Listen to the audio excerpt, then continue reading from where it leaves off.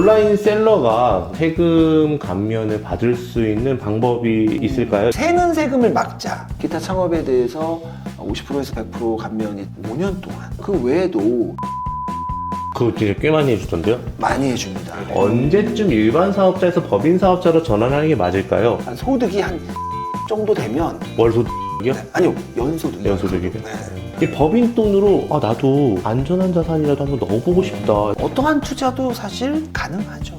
네. 세무사 입장에서의 좋은 투자는 일단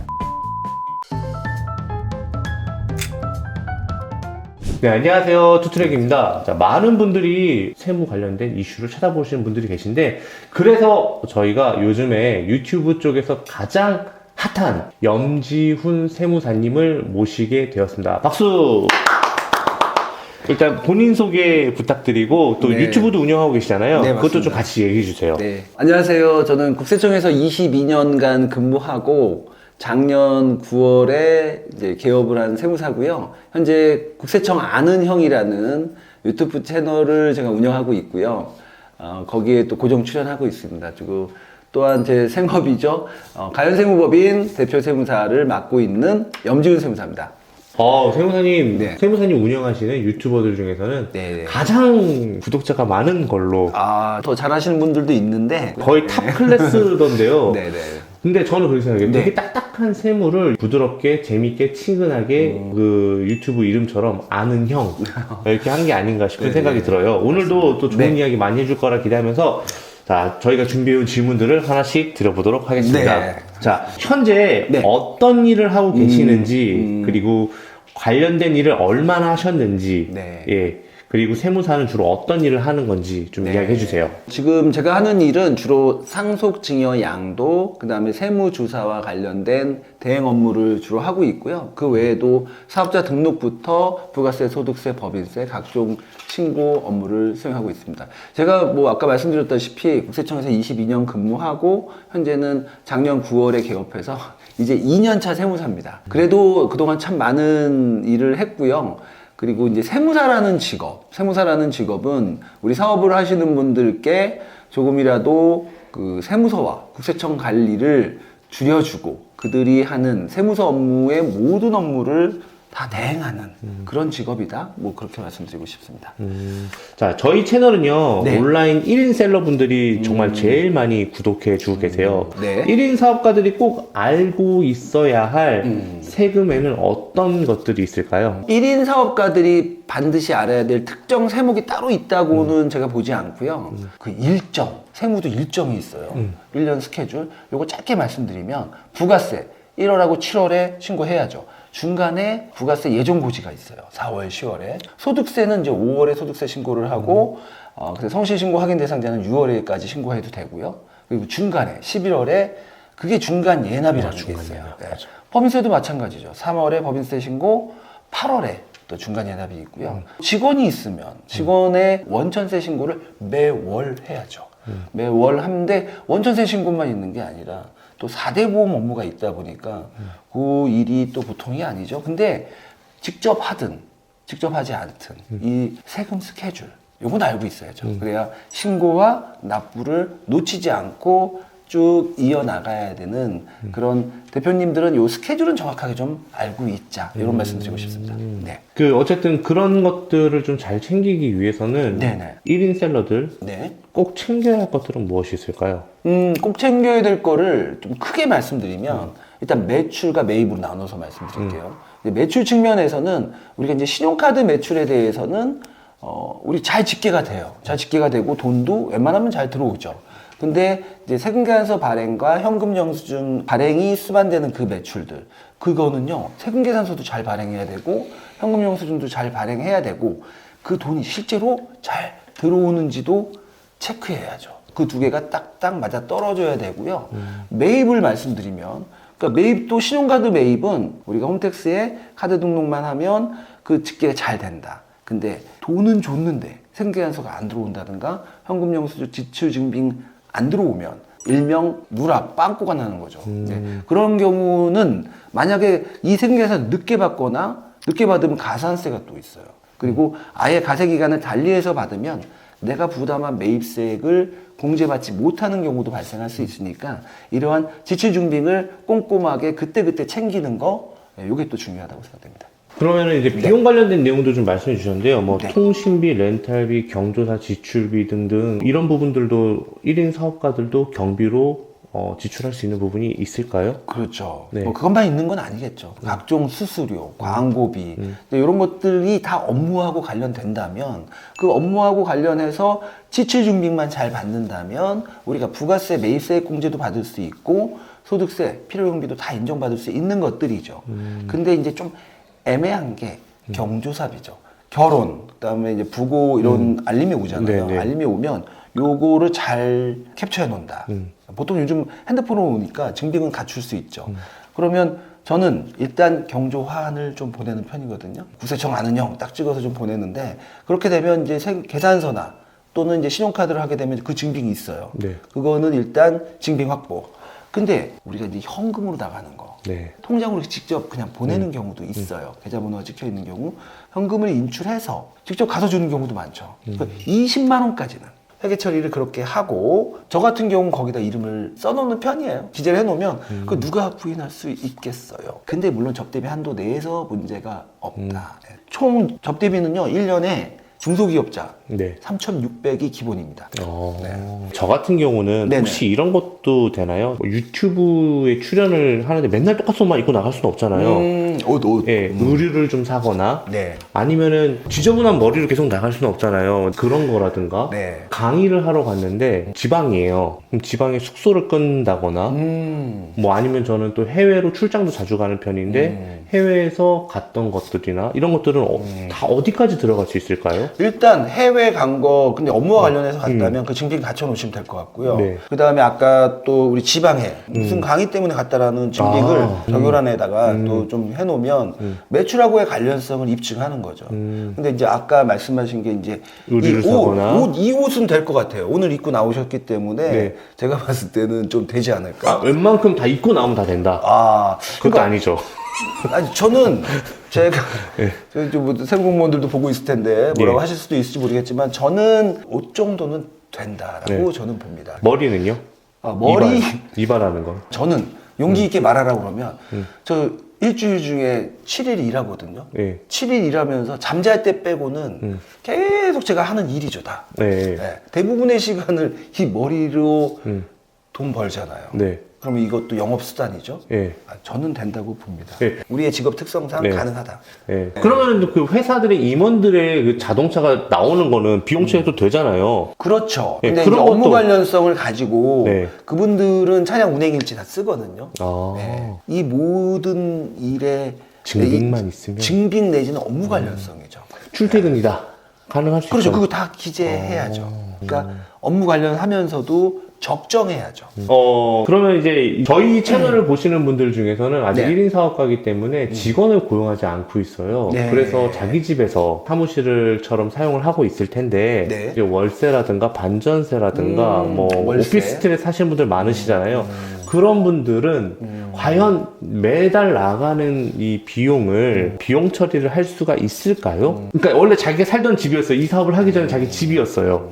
저는 사업을 하기 위해서 얻었는데 거기서 이제 집에 못 가니까 여기서 자고 이제 이런 건 되는데 원래부터 자기 집에서 했는데 그 월세를 갑자기 이제 비용에 넣는다? 이제 그거는 조금 안 될 것 같습니다. 네. 결국에는 이제 주민등록번호를 넣냐 안 넣냐, 사업자 등록증을 넣나 안 넣냐 이거의 그렇죠. 차이인 거네요. 네. 제가 봤을 때는 그렇게 판단됩니다. 자, 이제 네. 집에서 일만 하다가 사업이 조금 커졌어요. 이제 직원 고용할 가능성도 보이고 해서 공유 오피스 또는 사무실을 임대를 하려고 해요. 네네. 예, 이런 경우에는 어떻게 세무 처리를 해야지 비용으로 확실히 받을 수 있는지 궁금합니다. 임대차 계약을 맺죠. 그렇게 하면 이제 매월 월세를 보내고 그 월세를 보낸 거에 대한 이제 세금 계산서를 받아야겠죠. 이제 달라지는 가장 큰 게 그거 같아요. 세금 계산서를 받아서 매달 매입세액 공제받고 공급 가액에 상당하는 만큼은 필요경비를 인정받고 또 하나 달라지는 거.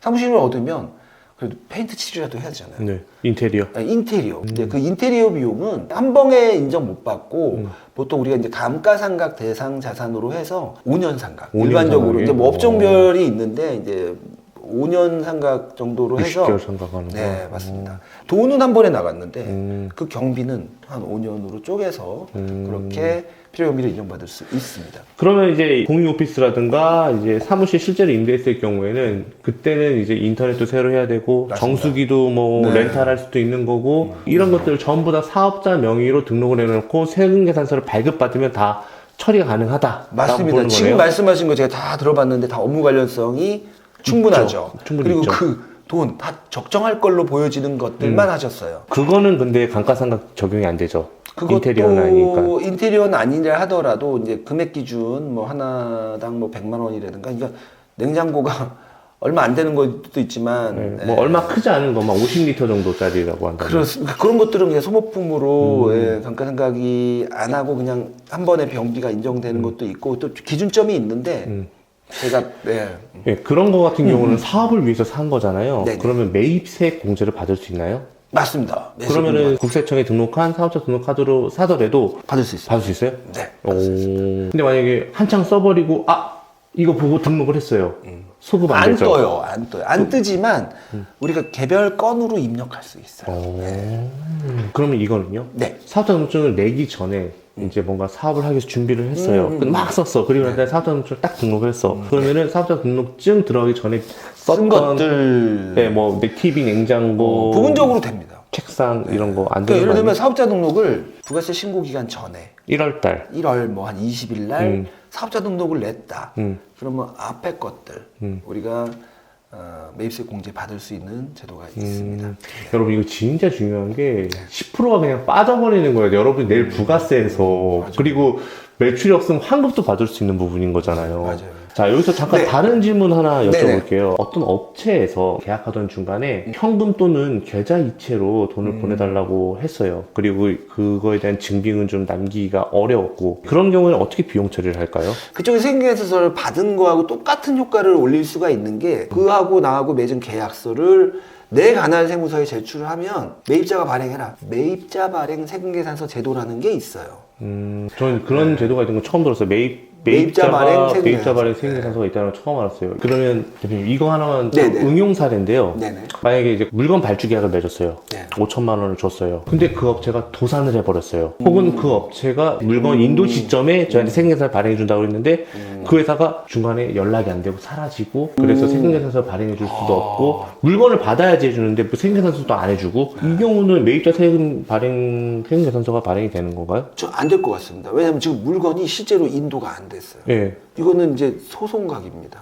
사기 내지는 네. 대금 반환 청구의 소를 넣어야 될 것 같습니다. 만약에 돈도 못 돌려받는다고 치면 이거는 어떻게 증빙을 할 수 있냐 이거예요. 이 다음에 근데 이 소송 자료를 남겨야 될 것 같아요. 무조건 소송을 걸어야 되는 거예요? 소송 걸어야죠. 소송 걸거나 그 세무를 위해서가 아니라 아니면 내용 증명이라도 보내거나. 뭐 내용 증명하고 그 상황을 다 설명을 해야 될 것 같고 왜냐면 이게 제대로 해결이 안 되면 어떻게 될까요? 이쪽 내가 돈을 줬는데 물건값 세금계산서도 못 받았다? 이게 법인이라면 이쪽 대표가 마치 이 돈을 장난친 것 같잖아요. 장난친 것 같죠. 예. 표현이 적절합니다. 예, 그러니까 이 맞아요. 과정을 소상히 밝혀야 될 것 같아요. 저희 투트랙 채널 질문 빡세죠? 네. 괜찮습니다. 질문 괜찮죠? 재밌습니다. 네. 자, 네. 그러면 이제 회사가 커졌어요. 주변에서는 이 정도 매출이면 법인 전환해야지 뭐 이런 얘기를 많이 들어요. 비전문가들한테. 네. 근데 진짜 전문가가 봤을 때 언제쯤 일반 사업자에서 법인 사업자로 전환하는 게 맞을까요? 개인으로 하다 보니까 우와 소득세가 장난이 아니야.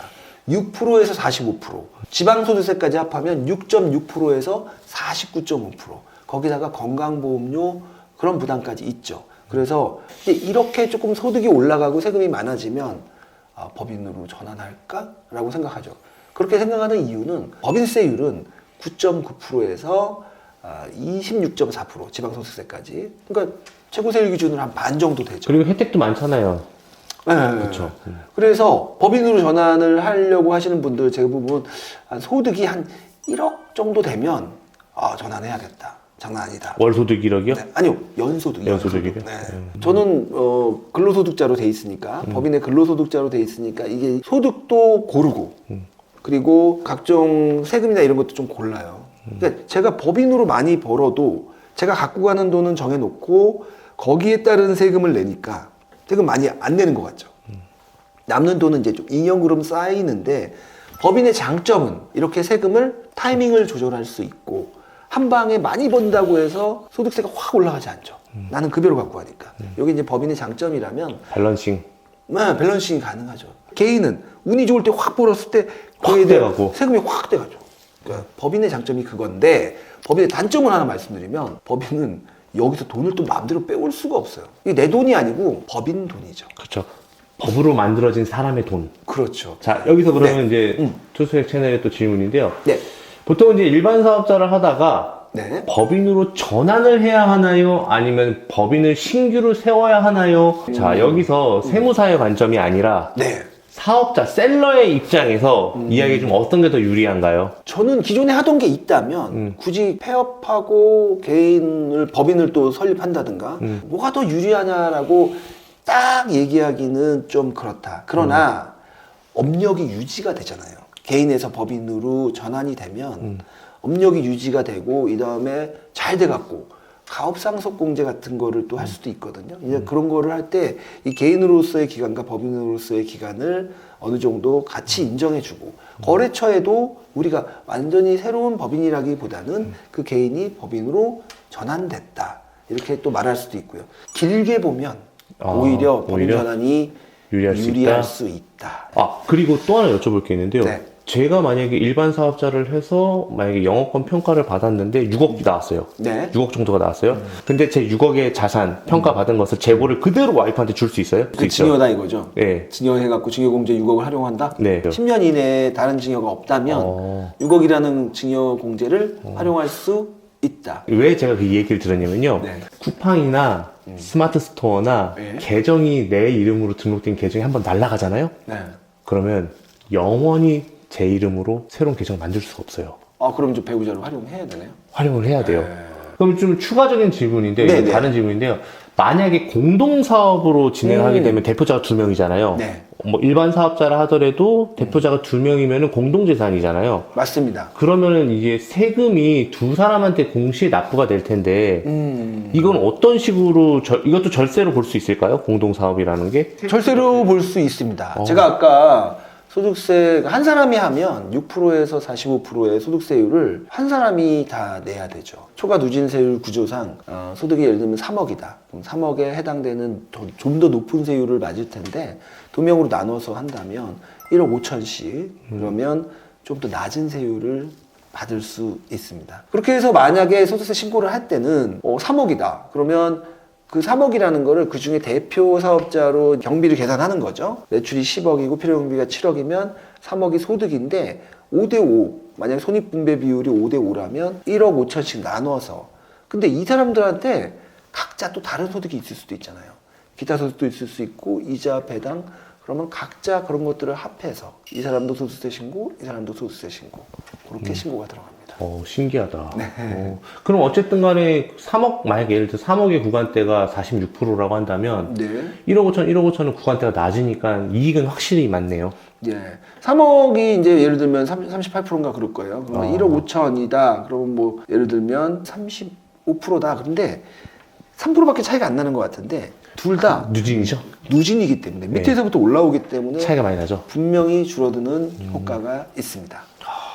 자, 이외에도 온라인 셀러가 네. 세금 감면을 받을 수 있는 방법이 있을까요? 있다면 어떻게 준비를 해야 될까요? 창업 감면, 수도권 가밀억제 권역 내에서의 창업, 그다음에 수도권 가밀억제 권역 안이나 밖에서 청년 창업, 뭐 이런 기타 창업에 대해서 50%에서 100% 감면이 5년 동안, 5년 동안이니까 굉장히 큰 거죠. 그게 1번 혜택이고요. 그 외에도 우리가 고용 증대에 따른 세액 공제를 해줍니다. 청년이랑 또 장애인이나 60세 이상자들을 새롭게 채용해서 인원이 늘어나면 한 명당 1,000만 원이 넘는 세액 공제를 몇 년? 3년 정도. 그 외의자 청년이 아니라도 일반인들을 채용한다 하더라도 700에서 800 정도의 세액 공제를 받을 수 있으니까 요거를 좀 잘 챙기시는 게 좋을 것 같습니다. 네, 여러분 꼭 참고하시고 채용에 참고하시기 바라겠습니다. 자, 이렇게 사업을 잘 해오고 있다가 3년 정도가 지났습니다. 네네네. 그런데 너무 열심히 잘해서 그런가 세무조사를 받게 됐어요. 세무조사. 예, 이때 절대로 하면은 안 되는 게 있다면 혹시 뭐가 있을까요? 제가 먼저 말씀드리고 싶은 건 세무조사를 안 받는 게 제일 좋은 건 너무나 당연한 건데 예. 세무조사를 재촉하는 게 뭐가 있나 혹시라도 차명계좌를 이용하지 말자. 요즘은 보는 눈이 너무 많아요. 예를 들면 물건을 팔겠다고 올려놓고 그 물건 파는 사람의 이름까지 나온단 말이에요. 근데 결제 계좌가 달라. 이제 그러면 귀신같이 그거를 국세청 홈페이지에 올려요. 예, 그게 이제 바로 차명계좌 신고고요. 사람들이? 네. 그다음에 또 현금 영수증 미발행에 대한 또 신고도 하시는 분들이 곧잘 있습니다. 그러니까 그분들 신고하는 사람들을 뭐라고 할 건 아닌 것 같고요. 그거 두 가지가 세무조사를 재촉하는 좀 나한테 와줘. 예. 세무조사 좀 해줘. 이런 거구나. 그러니까요. 맞죠? 예. 네, 그게 좀 안타깝고 그렇게 해서 이제 조사를 만약에 안 받아야 되는 조사를 받게 된다면 떨리고 두렵잖아요. 주변 분들한테 이제 막 말을 해요. 근데 그건 별로 도움이 되는 게 아닌 것 같고 왜냐하면 이렇게 말을 하면요 주변에 있는 사람들이 그걸 또 그 조사관을 어떻게 알고 그 조사관한테 도와달라는 말도 안 했는데 전화하는 또 그런 주변 분들이 있어요. 그럼 내가 조사를 딱 하는데 그 조사관 입장에서는 세무조사가 더 빡세질 수 있다. 아. 네, 그런 생각이 들고요. 보는 눈이 많아지면 확실해야 되잖아요. 그럼 오히려 더 엄정하게 하는 거죠. 아, 네. 조용히 그럴 수 있어야 있다. 된다. 네. 그 정기 세무조사라는 것도 있을 수 있잖아요. 그거는 네네. 뭐 기준이 있나요? 정기 세무조사는 주로 이제 영세한 분들은 잘 안 나오죠. 네. 근데 이제 뭐 장기 미조사라든가 소득률 저조 그리고 제가 아까 말씀드린 것처럼 조사는 아니어도 사후 검증 정도는 나올 수 있다. 그러면 정말 열심히 깨끗하게 사과하면 영원히 안 나올 수도 있나요? 그건 또 아니죠. 영원히 안 나오시는 분도 간혹 있죠. 봤죠. 근데 이제 뭐 수익 금액이 얼마 미치라고 말할 수는 없어요. 왜냐면 수익 금액이 얼마 안 되는 사람들은 전혀 안 해버리면 그 사람들이 어떤 생각이 들겠어요. 그건 장난 아니죠. 예, 그러면 이제 아유 나는 안 나올 거야 이런 정말 아니란 생각이 드니까 이게- 구간별로 좀 조사를 나오긴 하는데 예. 예, 영세하신 분들 이렇게 집중적으로 많이 하지는 않습니다. 근데 선생님, 요즘에 이제 대통령이 바뀌었잖아요, 미국에. 네. 트럼프 2기가 이제 시작이 됐습니다. 지금 많이 미장이 올랐죠. 장난 아니에요. 네, 미장. 예, 저 이제 법인 사업자를 운영하니까 이 법인 돈으로 나도 안전한 자산이라도 한번 넣어보고 싶다. 이게 자본이익은 그냥 노는 거보다. 그래서 이거를 가지고 투자를 한번 해보고 싶은데 일단 가능하죠. 또 금융자산 가질 수 있죠. 가질 수 있죠. 예. 코인도 근데 살 수 있죠. 그렇죠. 뭐 이게 대표가 빼서 하는 게 아니라 법인 네, 자금으로 법인 하니까 돈으로. 예. 어떠한 투자도 사실 어. 가능하죠. 어, 네. 그런데 여기서 보통 개인은 네. 그 연금 계좌로 하면은 1년에 600만 원? 맞아요. 까지는 이제 세액공제. 세액공제가 되잖아요. 네. 근데 혹시 법인은 세액공제가 가능한 게 있을까요? 이제 이런 거죠. 그 혜택이 제가 봤을 때는 없는데 없는 이유는 법인은 뭘 해서 돈을 벌어야 되냐면 사업. 사업을 해서 벌어야죠. 그럼 뭐 이제 일반 사업자인 개인으로 봤을 때 네. 세무사님께서 가장 추천하는 투자가 있을까요? 세무사 입장에서의 좋은 투자는 일단 좀 세금 절세 효과가 있는 거. 저는 이제 노란우사공제라든가 이거는 소득공제가 500 정도 되는 걸로 알고 있거든요. 그 다음에 아까 이제 연금계좌, 연금저축 IRA. 얘기했는데 연금저축 같은 경우 뭐 600 이렇게 해갖고 12% 15% 이렇게 세액공제가 되니까 그거는 저축도 되고 세액 절감 효과도 있으니 이제 그런 투자 괜찮은 것 같습니다. 네. 요즘에 아무래도 플랫폼에서 장사를 하다 보니까 하나의 사업자당 하나의 아이디밖에 발급을 안 해줘요. 그러다 보니까 여러 사업계를 한 사람이 발급을 해서 여러 사업자? 예, 그래서 이거를 다 기장을 맡기자니 어떤 건 맡기고 어떤 건 안 맡기고 어떤 건 셀프로 하고 막 이런 게 너무 어렵다 그러더라고요. 네네네. 그런 분들을 위해서 어떻게 하면 기장 비용을 좀 세이브할 수 있는 구간대가 어느 구간대가 있는지. 근데 그런 사업을 이제 큰 거를 하나 하고 있는 나머지 있잖아요. 요 조그만 것들. 요거는 다 기장을 다 해야 돼. 그 대신 결국 뭐 세무사님한테 이렇게 얘기해야죠. 어차피 이거 뭐 제 거 하나 6개 하나 라고 얘기하면 안 되고 한 3개 하나 6개 하나. 그래서 좀, 그렇지, 좀 그렇지. 싸게 해주세요. 자, 이제 곧 종합소득세를 신고하는 시간이 오잖아요, 내년에. 네네. 종합소득세를 신고하기 전에 예, 반드시 알아야 될 사항, 뭐 팁이나 뭐 주의사항 뭐 이런 게 있을까요? 저는 이제 그 세는 세금을 막자. 요게 이제 제 주의고요. 혼자 혹시 기장하고 계시는 그런 사업자들이 있으시다면 홈택스에서 신용카드를 등록할 수 있다. 그러면 등록한 이후에는 계속 그 신용카드 사용 내용, 내 매입 내용이 다 집계가 되니까 누락될 확률이 떨어진다. 그리고 아까 중간에 하면 그 앞에 건 어떡하냐고 물어보셨는데 그 앞에 것도 좀 기장의 반영을 개별 건별로 할 수 있다. 좀 귀찮죠. 카드 등록해버리면 좀 빠른데 예. 그런 얘기를 먼저 드리고요. 결국에는 사업자가 본인이 다 챙겨야 된다. 그러니까 뭔가 책임 의식이 있어야겠네요. 그냥 누구한테 다 맡겨해줘 이런 건 없네요. 근데 제가 보면요, 제일 잘하는 사람이 세무대리인도 아니에요. 내 카드 사용 내역에 대해서 전반적으로 가장 잘 아는 사람은 나거든요. 세무대리인은 하나 누락하면 준대로 해버려. 근데 딱 금액, 전체적인 1년 금액을 보면 우리는 알잖아요. 이게 반만 집계가 된 건지, 2개, 3개, 내 거 다 집계가 된 건지. 큰 그림은 내가 그리되 어떤 기술적인 것들은 시키는 게 맞을 것 같고요. 여기서 이제 하나 더 더불어 말씀드리자면, 이제 소득세 신고할 때쯤 되면 예상세액을 받아보고, 저의 기장 고객들은 안 그러는데 어떤 특정 고객들 보면 경비를 좀 늘려고 하시는 분들이 있어요. 그러면 그때는 좋죠. 근데 5월, 6월에 소득세 신고하잖아요. 그러면 10월쯤에 소득세 사후검증이라는 게 매년 실시돼요. 그리고 거기에서 통과된다 하더라도 너무 소득률이 저조하거나 지출 증빙이 모자란다. 그런 거 등등을 가지고 조사가 한번 나오면 약간 수명이 단축될 수도 있으니까 예, 그래도 남들 어느 정도 하는 만큼 적당히 좀 신고를 성실하게 하는 게 제가 봤을 때는 결국에 돈 버는 거다. 그렇게 생각이 됩니다.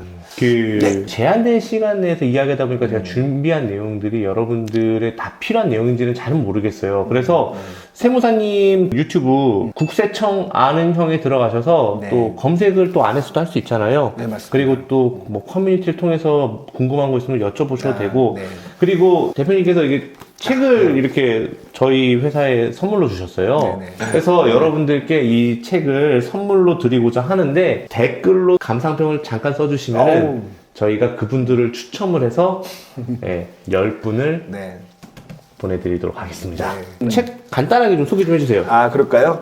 제가 국세청에서 22년 상담하고 밖에 나와서 2년 동안 한 1000명 넘는 우리 납세자들 만나면서 국세청 안팎에서 실제 겪었던 내용을 굉장히 좀 쉽게 담으려고 노력했고요. 핵심 내용은 상속, 증여, 양도가 중심을 이루고 있고 저희가 그 사업자를 위한 책도 마련하고 있으니까요. 다음에 또 다른 책도 선보이도록 하겠습니다. 다시 한번 상속, 증여, 양도. 예. 증여, 상속, 양도. 예. 대표님하고 1시간 넘게 이야기를 해보면서 야, 대표님이 정말로 산전수전 다 겪었다라는 느낌이 좀 듭니다. 네네. 그래서 이 책에 그런 내용들이 있을 거라고 생각을 합니다. 자, 오늘 촬영 어떠셨어요?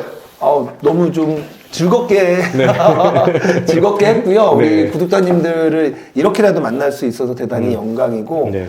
정말 의미 있는 시간이고 저도 오늘 대화를 나누면서 또 1인 셀러분들의 마음을 조금 이해하는 그런 시간을 가진 것 같습니다. 아, 좋습니다. 자, 오늘 촬영 여러분들에게 도움이 되길 바라며 모두가 부자 되는 그날까지 지금까지 염지훈 세무사 투트리겠습니다. 감사합니다. 네.